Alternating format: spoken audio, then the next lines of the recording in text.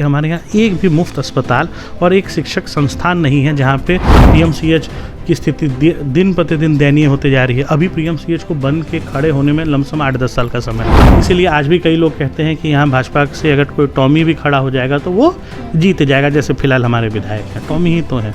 अगल बगल देख लें तो आपको पता चलेगा कि किसी बहुत ही पिछड़े इलाके में आए हुए। क्या ये पटना का दृश्य होना चाहिए? क्या ये बांकीपुर का दृश्य होना चाहिए? देखिए, मेरा अगर माने तो इस समय प्रशांत किशोर और आनंद मिश्रा मुझे एक बहुत ही प्रभावी चेहरे दिख रहे हैं। प्रशांत जी एक अच्छा विकल्प है इस समय बिहार के लिए, जन स्वराज एक बहुत अच्छा विकल्प है।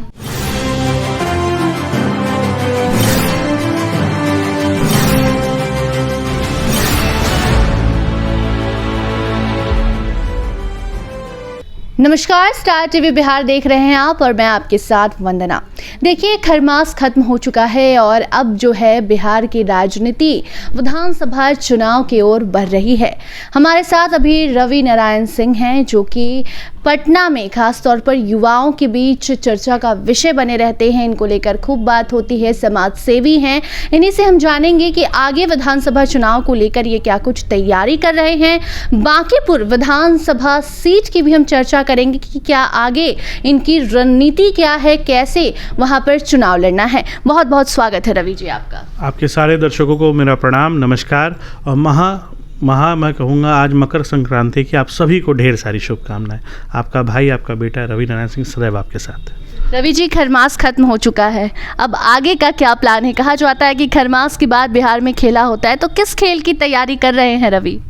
देखिए, हमारी खेले की तो नहीं, हम लोग देखिए भाई जोड़ते हैं, बहन जोड़ते हैं, गार्जियन जोड़ते हैं। हमारे विधानसभा में आप देख लीजिए, चाहे मंदिरी नाला हो, आज तक 4 चुनाव हो गए मंदिरी नाला पे, और विगत सारे इन सभी वर्षों में मंदिरी नाला आज तक नहीं बन पाया। आज तक मोहल्ला क्लिनिक का फंड हर साल विधानसभा, चाहे विधानसभा प्रत्याशी हो या चाहे पार्षद प्रत्याशी हो, सबको मिलता है। आज तक एक भी मोहल्ला क्लिनिक मुझे नहीं लगता पटना में है कहीं। तीसरा सबसे बड़ा मुद्दा इस समय ये चल रहा है इलेक्ट्रॉनिक मीटर का। ये इलेक्ट्रॉनिक मीटर में आज एक व्यक्ति को जो सैलरी आती है वो महीने में आती है, पर उसकी इलेक्ट्रॉनिक मीटर लगने के कारण उसको पर डे रिचार्ज करना पड़ता है। अब सोच लीजिए कि एक जो मिडिल क्लास व्यक्ति है उसका सैलरी आने के 10 दिन के अंदर ख़त्म हो जाता है, उसके बाद 20 दिन वो कहीं ना कहीं वो स्केर्सिटी में ही चल रहा होता है। एक जो मध्यम वर्गीय परिवार है वो आज उसके घर की बिजली कट जाती है, वो 2-2 दिन 3-3 दिन फिर व्यवस्था करके कर्ज लेके बिजली भरता है। ये इलेक्ट्रॉनिक मीटर्स को बांकीपुर से हटाना या उसको 30 दिन वाले सिस्टम में लाना कि 30 दिन में एक बार, जैसे पहले बिजली का बिल आता था वैसे आए, और उसके बाद 5 दिन का उनको मिनिमम एक समय मिले कि वो बिजली भुगतान कर सकें, क्योंकि किसी की भी सैलरी 1 से 5 के बीच में ही जनरली आती है।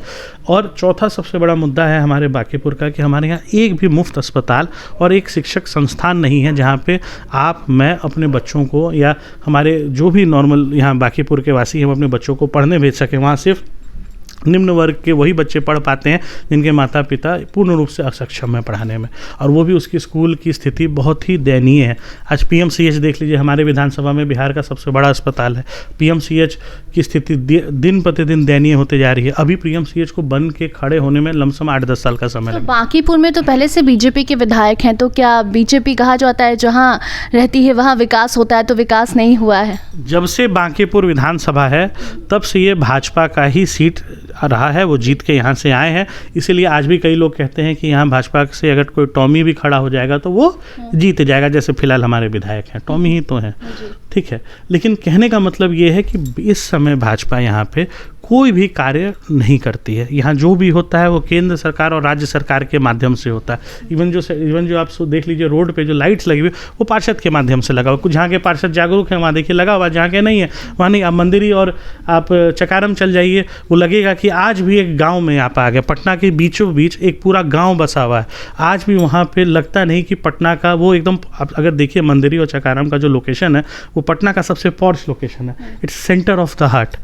आज वहाँ पे ताज जैसी होटल खुली, सिटी सेंटर जैसा मॉल खुला, लेकिन आज भी आप उनके उस 2 पर्टिकुलर चीज़ों को आप हट के अगल बगल देख लें तो आपको पता चलेगा कि किसी बहुत ही पिछड़े इलाके में आए हुए।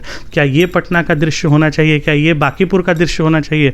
कोई भी बिहार में आता है, हमारे विधानसभा बांकीपुर को देख के बिहार की उन्नति का मापदंड देता है कि अच्छा ना बिहार तरक्की कर गया भाई, लेकिन ऐसे होगा बिहार की उन्नति? आप बांकीपुर का दशा जो बांकीपुर है उसको बदलने की बात कर रहे हैं, निर्दलीय चुनाव लड़ेंगे या फिर किसी का साथ मिलेगा? देखिए, भविष्य के घर में बहुत कुछ है और आने वाले 15-20 दिन से 25 दिन के अंदर कुछ बढ़िया गुड न्यूज़ मेरे माध्यम से आप सभी को मिलेगा। और तब तक के लिए महादेव और हनुमान जी पे छोड़ देते हैं कि वो क्या खेला खिलाते हैं। बस देखिए, रवि नारायण सिंह का जो मेन आप समझ लीजिए, मेरे जो बॉस हैं वो मेरे बजरंगबली हैं और महादेव हैं। जहाँ लेके जाएंगे बंदा चला जाएगा। तो बीजेपी को टक्कर देने के लिए तो कोई ऐसी पार्टी की ज़रूरत है जो बीजेपी को हरा सके, क्योंकि वहाँ बीजेपी के विधायक हैं और रवि जी जब वहाँ जाएंगे तो किसका साथ चाहते हैं? कौन सा नेता फिलहाल आपको पसंद आ रहा है युवा के तौर पर? देखिए, मेरा अगर माने तो इस समय प्रशांत किशोर और आनंद मिश्रा मुझे एक बहुत ही प्रभावी चेहरे दिख रहे हैं। और कहीं ना कहीं आनंद मिश्रा ने जिस तरह से बिहार की राजनीति में एंट्री की है एक आईपीएस अफसर के तौर पे, और प्रशांत जी ने जिस हिसाब से बिहार को बदलने की बात की है, बीपीएससी के छात्रों के साथ लगातार खड़े रहे हैं और लगातार पद यात्रा करके आम जनों से मिल रहे हैं, जुल रहे हैं, और कैसे बिहार को एक विशेष राज्य का दर्जा दिलाया जाए, इस पर भी उनका काम है। इस पर भी उनकी टीम, मैंने मिला था हाल में तो बता रहे थे वो लोग काफ़ी काम कर रहे हैं, बीपीएससी अभ्यर्थियों पर वो लोग कर रहे हैं। उसके बाद इन्होंने अभी से ही प्लानिंग कर ली है कि अगर हमारे यहाँ विधायक जीत के आएंगे तो कैसे आने वाले 5-10 वर्षों में हम उस क्षेत्र को डेवलप, मतलब they are beyond, they are thinking beyond something. अभी भाजपा की तरह नहीं कि उसके विधायक को भाई राम जी के नाम पे चुनाव लड़ना है, उनको लड़ना। देखिए, तो जो लोग विकास के नाम पे चुनाव लड़ेगा, मेरे लिए तो वही बेहतर है। तो प्रशांत जी एक अच्छा विकल्प है इस समय बिहार के लिए। जन स्वराज एक बहुत अच्छा विकल्प है मेरा अपना। आगे आप जन स्वराज के साथ शामिल हो सकते हैं। देखिए, इस पे जाने महादेव, जाने बजरंगबली, बाकी इस पे और अभी कुछ नहीं बोलूँगा। तो अभी आप सुन रहे थे रवि नारायण सिंह को, जो कि आगे आने वाले चुनाव में बांकीपुर विधानसभा सीट से चुनाव लड़ सकते हैं और बांकीपुर को बदलने का दावा कर रहे हैं। बाकी इन तमाम मुद्दों को लेकर आप क्या कुछ सोचते हैं, कमेंट सेक्शन में ज़रूर बताइए। देखते रहिए स्टार टीवी बिहार। धन्यवाद।